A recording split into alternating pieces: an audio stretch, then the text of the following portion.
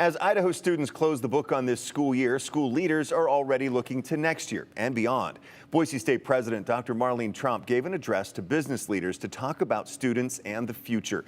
News Channel 7's Jude Binkley was at that speech, and he brings us some of those highlights. Jude? Well, Doug, during today's speech, Dr. Trump touted a lot of different things.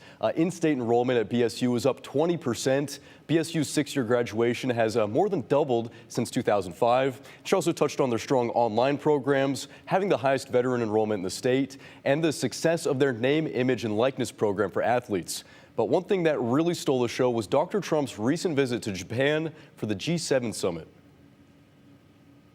BSU President Dr. Marlene Trump stood alongside world and university leaders at the G7 summit in Japan for the announcement of an international semiconductor research initiative. We're partnering with one of the greatest companies in the world, Micron technology, some of the top research universities in the U.S. and Japan, to produce and accelerate new programming and semiconductor research.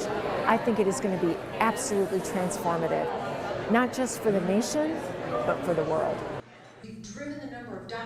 Dr. Trump talked about the Upwards for the Future initiative during an address to business leaders Tuesday. Micron, alongside 11 research universities from the U.S. and Japan, are forming a network to focus on workforce development and research to advance the two nations in the semiconductor industry. This partnership takes everything to the next level.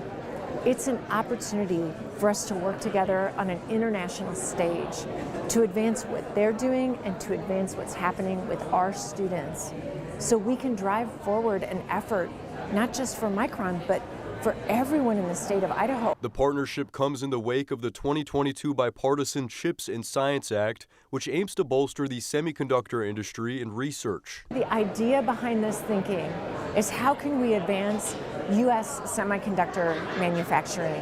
And this is what Congress recognized with the CHIPS and Science Act, that the U.S. had left other nations to develop their strength in that area, and that during the pandemic, we felt the pinch of that.